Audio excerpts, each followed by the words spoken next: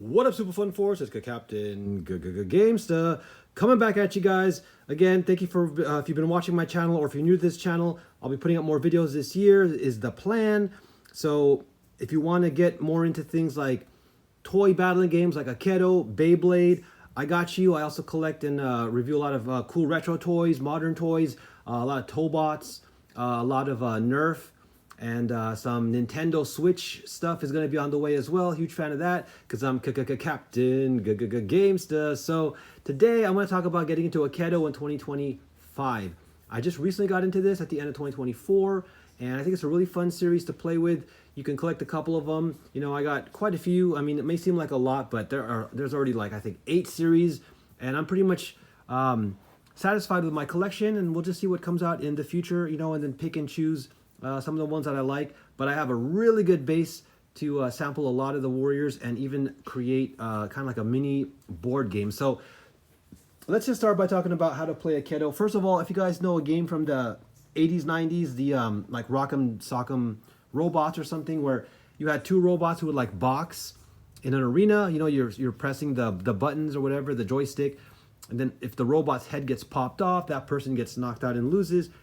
This is like an evolution of it where they combine like miniatures, you know, mini action figures, and you still do the same thing by attacking and fighting each other. So really, really fun.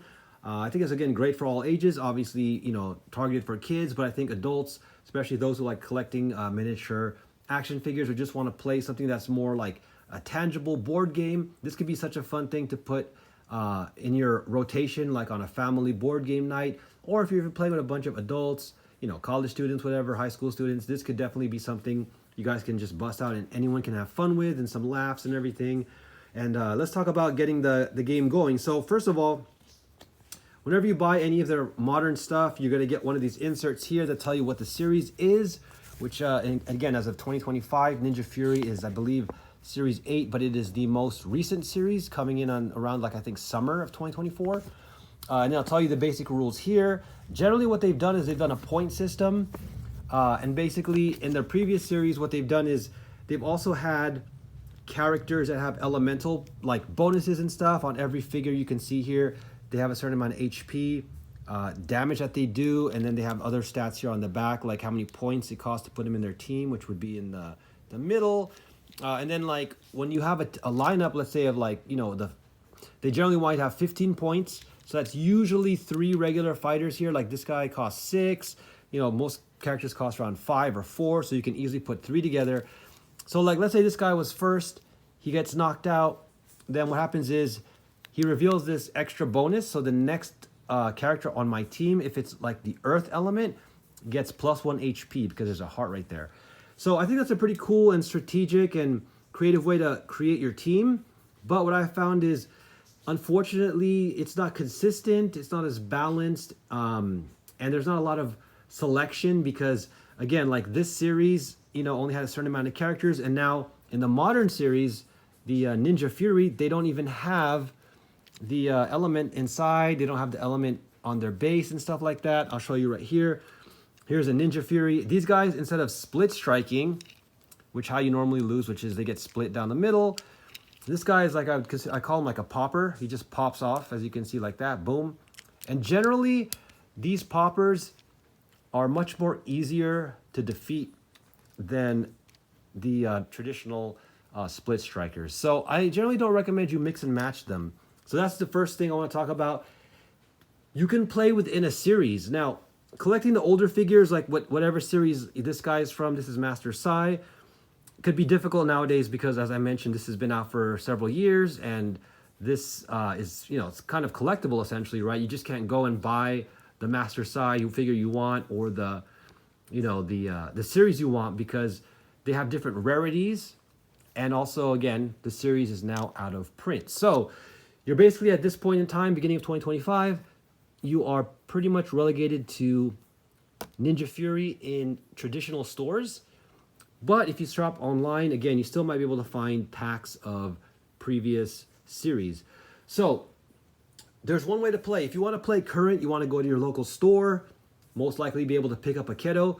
I recommend definitely playing Ninja Fury and playing it together and collecting it like as a board game, because overall It's very balanced. There's only maybe like 2 or 3 characters that I would say are not as strong as the rest of the team, but what makes this series good is you can customize their weapons, and usually you can mitigate that. But I'll talk to you guys about that right now. Let's start it off. So I finished up putting together my Ninja Fury fighting game. So I treat this, again, only within the series of Ninja Fury. I play on this arena, which is the Ninja Fury arena, and this is something I'll bust out on like a board game night to play for, again, just fun. And kind of emulate playing like a game like Street Fighter or like a video game where each player picks a fighter. You guys go at it, best out of 3. You know, whoever wins the 2 rounds, and you guys can swap fighters, take turns and everything like that. Really, really fun. Quick features of this arena. You can still have point countering here up to 10 on these little arrows you can slide. As you can see, I'll slide this one. So these kind of slide there. Then on top here, the dragons, which look really neat. It comes with 6 of these plastic discs, which is really neat. It reminds me of like the toys of the 80s and the 90s with the spring-powered weapons, something that we don't see much anymore, sadly. So these come with like these discs. Even Nerf has done something similar. You can load 3 on each player. You get them for you can either play for the round or for the match. Only get 3. I usually like to do for the match. So once, like, let's say I pick this and then my friend picks this, we're gonna play 3 rounds. And you only get your discs out of all 3 rounds. But once you guys reset, pick new characters, you guys can, again, reload your 3 discs. Very easy to operate. You just push this in. You don't actually, it's not like a pullback spring. It literally just flicks the disc out very fast. You'll see right here. I'll do it. Yeah, see, really, really fast. And then it has a grip. Grip is nice, very easy for anyone of, you know, any age, again, to use. And again, makes some really cool attacks possible. And it gives what I would consider the minimum range of attack. Okay, I'm gonna talk about range of attack next in just a second, actually. So, well, let me just finish this up. So, with Ninja Fury, like I mentioned before, whenever you buy one of these packs here, they'll show you a sheet of all the available characters you can collect. And basically, I got them all for the most part. I think I'm only missing 2 weapons and 2 characters. And the only one I'm missing is this boss mode Phantomu, which is severely overpriced. I've seen some people put on eBay, ridiculous. Don't pay a lot for this thing. It's totally not worth it. It's a giant, which means I'll show you guys in the other one. It's like these guys here, a little bit bigger than the Warriors. Okay, so I think, first of all, a quick little rant. I don't think this is a good idea. This is very unfair because let's say you wanted to have a tournament or have other players come and bring their Ninja Furies or their Akedos to battle. Well, now it's kind of a pay to win where it's unfair. If someone has boss mode or beast mode Phantomu and he's, you know, quite strong, it's unfortunate because nobody else can, you know, beat that player. That player has this, you know, strong advantage. I mean, he can be beaten, he or she, but that player will have an advantage that other players aren't able to match. So it's kind of sad, unfortunately, they did that. What they should do is make just special recolors like they've been doing. They can do like foil bases like they have been. You know, they can make the character more, you know, glow in the dark also, like this character here, and they can make it rarer, but you should still be able to get a regular beast mode Phantomu and then make like other really, really rare chases. I think they would sell a lot more because then people who want to collect, you know, and have these quote unquote higher price figures, there'll be more to collect, but other players can still get the regular ones and use them on a fair playing field or a battlefield, so to speak. Okay, so to close out the Ninja Fury, I also don't recommend using the Giants for that reason. Again, I think the Giants I'll talk about are great, but they're definitely should be played as their own series as well, which I'll talk about also after this. Okay, so finishing this one up, again, I recommend you guys build this. I customized their weapons, and what I've done is I've collected, like I said, pretty much all of them. I'll show you here how I set them up. Mostly all with dual weapons. Each weapon, for the most part, has its, you know, strengths and weaknesses, and really, really fun. You guys set this up like a Street Fighter game, and again, you let people, you know, you take turns, let people, you know, choose their character, and then basically, again, you fight out of 3 rounds. You can also do points, like out of the 3-round battles, you know, first person to the 10 points that you can mark here.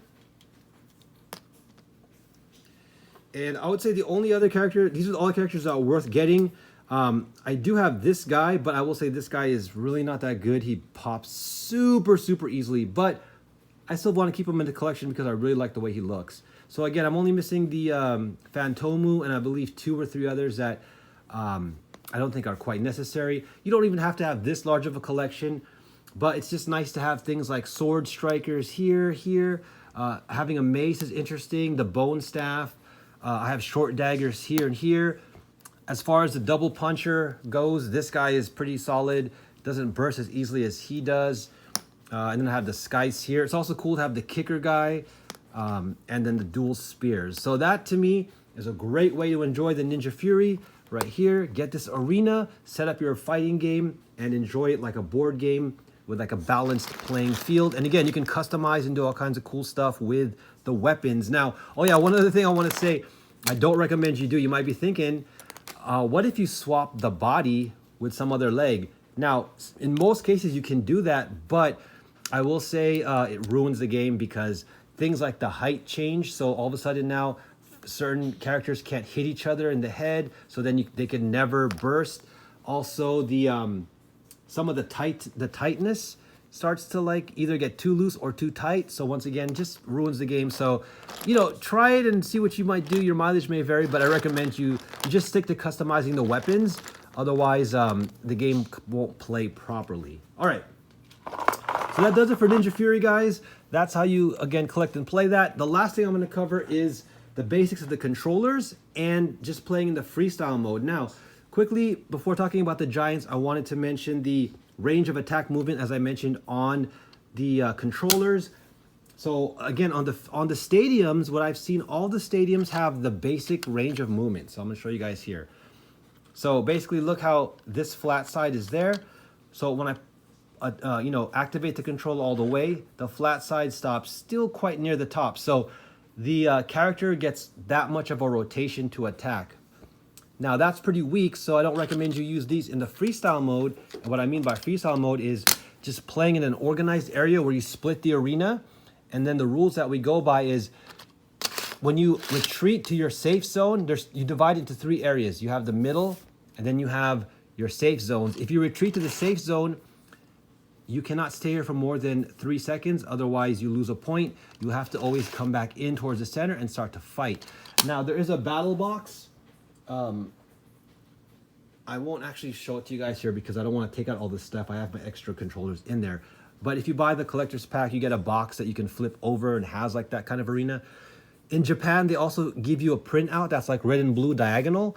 But for me, we just play on our own printout. I'll do a video or like a short in the future where you just have it half in the middle. And like I said, 2 colored zones with 2 safe zones for each player for 1v1. Now, maybe in the future too, try some multiplayer stuff for the freestyle. That could be really fun, like tag team, 2-on-2, or maybe 3-player, 4-player, free for all. Okay, so jumping back to the joystick, I don't recommend for the controllers you use these, I guess you could say the basic ones here. The Ninja Fury introduced these new ones that have a nice, kind of like a flat pull, which is good. And now watch the rotation. Boom. See how it goes more to the left? And I'll show you guys here together. See, now you can really see. This type of controller will attack harder because now you have more range of motion. And basically, I would recommend this 100%. Now, one other thing you can look at is, again, the joysticks aren't bad. They still have some joysticks that do have the full range. See, like this one? I would say what joysticks are good for is if you like to not only pull to attack, but if you want to push to attack. So these are really good for characters that either have 2 weapons that can strike, like a double puncher, or someone that you want to either, you know, hold back for a little bit and then reposition. This one, the rhythm here is still like hard strike, you know, hit, let go, hit, let go. And then of course you can, you know, move it around and like hit this way. There's different techniques and that'll probably be a different video, but for the most part, I recommend just learning how to aim with your attack and time the hits. Like for this one, you probably have to hold it with 2 hands, you know, to go back, forward, right? Now, there's another variation of the joystick. There's this claw here. This is nice as well. You can also just slide a finger up here. Very convenient. What I also like is with this style here, some of these like you can pull back, and what you need to be aware of is sometimes if your finger's up here, your hand, the weapon might hit your finger, you're gonna get hurt. So my other issue is I hope that in the future they make a little bit longer controllers, especially with the joystick. There is one that's slightly extended, but it's still sometimes a little bit easier to hit your finger on it. But that one was definitely a step up. Actually, I think I have it. Oh, I don't have it right there. But in the future, I hope they do that. With this one, it's pretty much, you know, you won't get your finger hit because it'll be like flatter on the table like that. This one also kind of, you know, holds your finger back away. You don't have to, you know, put your finger in the front like you do with the joystick. So keep that in mind. Lastly, they have the 360 controller. This is new with the Giants. This one just lets you rotate in any direction. And this is the ultimate freestyle controller. You don't have to use this with every character, but it's nice because you have the complete range of movement of like hit to the left and then hold it, hit to the right, or you can go quick, left, right. So this does give you the most, you know, maneuverability, customization, but it also will tire out your hand. So stamina is another big part of Akedo. This will basically create more hand fatigue, you need more stamina. This is the easiest, obviously, again, all around, start with this one. And then these two here, especially if you use a joystick like this might also give you a little bit more stamina loss. So, you know, you might get a little more tired easily.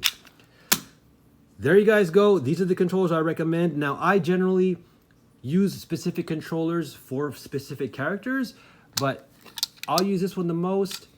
And then, you know, I'll always have at least one joystick and one 360, depending on my characters. Okay, lastly, what we're going to talk about here, let me just quickly mention the Giants because they're very, you know, I guess limited. There's not many of them. I think most of the Giants are great. There's only like one or two I wouldn't recommend, and that is, I wouldn't recommend Thonk because I think his name is like Thonk or Thump or something. He has this double punch mold here, which is really strong, but he doesn't have these weapons that the Cyber Ninja guy here has. And I think the same with the Web Weaver. So when you evaluate your warriors, I'm going to start talking about the Giants, you know, you want to evaluate like what their hit capability is and essentially like what their, you know, strengths and weaknesses are. So this guy, his strength is the solid arms, they hit solid. There's no movement in the arm. So once it connects, it hits, right? Other characters sometimes will have a lot of movement in the arms. Most characters do, that the elbow will bend. So there's a little bit of loss of force there. But again, this guy is great. This will parry. And sometimes on the crackback, this knife can sometimes even score you guys a hit. So highly recommend this guy as a Giant.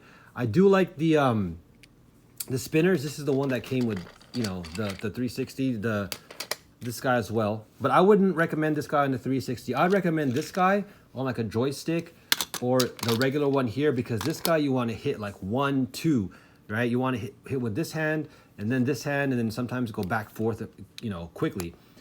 This guy's tricky. I like that, you know, he has the spiked tail, but like I mentioned here, the tail bends, right? So it doesn't hit you flat like this and make an impact. When it hits, it's still going to lose a little bit of power because it's going to bend back. So this one you still need a 360 for because you want to follow through with this tail and you want to hit it at the point where it's locked like this.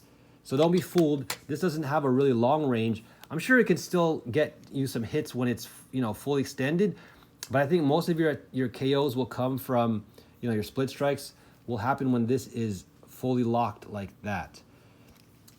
The claws here are nice. I usually put them up, or the fact that his claws are small lets him, you know, not get tangled up too easily. You can, you know, back him out and smack with the tail. There's a wolf version of this that has a little bit of like a spike and a flatter tail, bigger claws that you can try to attack with. Both very similar. I like to run this guy just because, you know, my preference for the dinosaur, but I do have the wolf guy actually. Bam, in my collection. So again, both are really fantastic. I would also recommend for the Giants, this character here with the 4 arms. This guy is beastly when you put him on the spinner because these arms spin and they're solid, right? So when they connect, there's a good chance from the side that you can get a strike, a split strike from either the front or the back. They also have like Thoraxis, who has 4 arms as well, but his arms are on 2 are on each side. and they're basically like fixed, like hooks going forward. And those are really strong because it's like double punching, right? With 4 arms that don't move. So it's always a solid hit. Bam, bam, bam. So Thoraxis, aka, they also do like Shadow Roach version of him. Really, really good. Again, Web Weaver is great too. So another version here of him who's like the spider. And even the Ninja Fury guys I'd recommend as well. The 2 mini dragons. I say mini, but they're still the same size. I say mini only because they have a little bit smaller armor, but they're still fantastic right here. Venom Claw and Scorch Claw, and then there's the Web Weaver, who's similar to Cyberblade. So yeah, I recommend playing the giants like with the larger, treat them as like the larger action figures and play them within themselves. But again, you can always freestyle and have fun and get creative. Sometimes we do like giant battles against the regular warriors, of course, just to see how they stack up. And then sometimes you can get 2v1. Someone plays a giant, 2 players try to take them out. You know, just have fun with it. But again, if you want to play like a little bit more of a quote-unquote competitive or balanced game, then again, I recommend you putting together a team of giants, you know, 2 to 3 of them. And then you know, just like a fighting game, you bring your squad, your opponent brings their squad, your friend or whatever, and you guys take turns just like, you know, playing them in order, or, you know, picking them like a fighting game, best 2 out of 3 rounds, etc., etc. Okay, lastly, guys, closing out the video, playing with the regular warriors. Again, super fun because you can build your own custom team, right? You can build, a lot of them have the open left arm slot. Not all of them, like these kickers, you can't put a weapon in their left arms. This guy, you know, you can. Sword and shield guys are fixed. You know, certain people like these robots here, you can attach things in their left arms. So these are the characters I really like, but I don't really play with them. I just put them here for my display. Here's my battling team. I do have a double here of the Dragon Shades. I recommend everybody has a sword and shield fighter in their team, okay? Now, Shade's a little bit of a tricky one. He's more of a fast hitter. His shield is small. His sword isn't as length as reach as like someone like the Ice Storm Axle here, or the, I think this is called Short Out. This guy has a huge hammer. So there's options. This guy has a curved axe. I think these 2 are really powerful, but this guy, I will say his axe, because it hooks, it gets tangled a little bit more. So that could be a little bit, you know, iffy if you got to watch out for, you know, players who maybe get too rough. You need to warn them. You don't want to break your toys. So this guy might be a little bit tricky there. So for the all around, I like to use, again, the Dragon Shades, because he's, you know, middle ground. Good starter character if you want to go more powerful. Again, Axel Storm has great defense. His shield is huge. This weapon can hook, and then or not hook, sorry. You don't want it to hook, but it can reach a little bit longer than this, a little bit wider with the axe. And then Short Out here is just all offense with the heavy hammer that hits really well. Has like a large area to hit for sure. But I'm still practicing with him. I want to use him just because I like the way he looks. And I'm sure I'll figure out how to make him fight better depending on the matchup. Okay, next up, everyone has to have a single arm puncher. Okay, this guy's legendary Mr. Splits. And what I mean by the puncher is the arm is fixed. See, so this arm does not move any, you know, up or down on the shoulder or anything on an elbow. Instead, the fist will extend forward during the battle, and it will smack and punch directly like that. Not very many of these guys. There's a Buster Bling version. I recommend, you know, you can get a Buster Bling, which is really good. And there might be one more I'm forgetting. There's also probably another variation on Buster Bling, and also legendary Mr. Splits, like a combo. But again, try to get a puncher in your team. Next up, a kicker is 100% necessary here. I got Ninja Turtle Raphael. Kicker has the leg up, and you know, when you have a weapon like Raphael's that also can extend forward, I mean, this is incredibly powerful. And just so you guys know, again, I'll use the traditional controller with all of these characters, but let me mention sometimes I use a 360 on the kicker, because sometimes you can get a kick backwards into an opponent, which is good. You can kick them backwards as much as you can kick them forwards. And then sometimes too, you can keep the kick straight and you can just kind of jab the head in too. So that adds a little bit more variety to your play with the kicker, a little bit more advanced, but it's still fine just to use the, you know, the full range controller. All right, another one, you need to have a double puncher. Just like you saw with the Giants, and I showed you earlier with Master Sai. These guys generally have the power attack weapon on their fists. And again, their arms do not bend at the elbow. As you can see here, it just raises up at the shoulder so that the hit is solid. This guy is also, again, middle of the ground. I would say he's fast. He gets in. His fists have a bit of a sleekness to them, so you can dodge or, get past some other, enemy attacks. Maybe if they have like a weapon or a shield, it can slide off, and then you can still get a punch in with this guy for sure. There are other ones. I think the Shadow Glitch Blade, for one, has really strong, big, heavy-hitting fists, but his range is a bit short. I also find this character sometimes his head is a little loose. I think I've gotten 3 of them. They're all the same, so maybe they purposely made him a little bit easier to knock out. But I still say he's a fun one to play with. And they also have like the Shadow Blade, the Knight guy, the one that has a purple fists. And then they also have the this guy right here. I definitely recommend the Chucks. Which one do they call him? They should have put his name on here. Chucks Fire. I think it's Fire Fist Chucks, as you can see here. So this guy has long Fire Fist dragons, and they make the Night Blade, the version of him, like the other version that has the dark purple dragon fists with the exact same design and length, but it's a purple and gray dragon guy. This one has the most range because the dragon, like the mouth and the snout stick out long, but this one is a bit bigger, so sometimes it gets easier to get blocked. But recommend for Double Puncher him, Master Sai again, even Shadow, Glitch Blade, are all great choices. All right, lastly, you need a punch extender, like an energy attacker, projectile, quote unquote, which this guy has here. I wonder if you guys can see the reference I put together with this character. So these ones have a fist attack that extends. A lot of, bending in the arms, but still, the more that makes up for it for the range. Very powerful. They have a few of these guys, like Phantomu here. I have a Phantomu with the Fireball Fist. They also have a Shadow Phantomu, which has a purple and gray color scheme. This one I added a sword, and this guy added a knife for some parry. But you can add your weapon of choice there, depending on your style.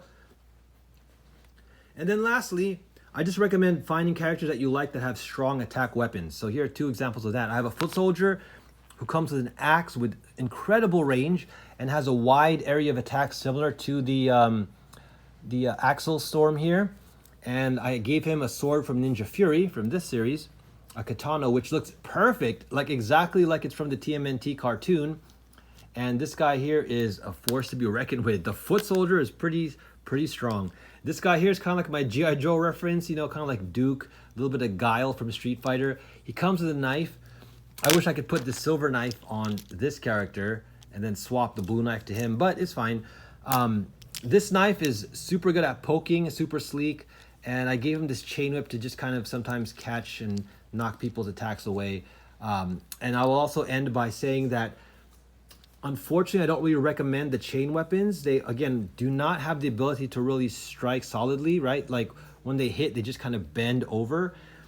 They can still KO and get split strikes, but I think they're overall a little bit weaker than a solid weapon. Same with these like whip attacks here that this character has. There's a few that have these like kind of whip weapons, but they don't really hit until it's folded and you hit with like the solid part of it. This end point here, I've seen it break in certain videos of people playing with them.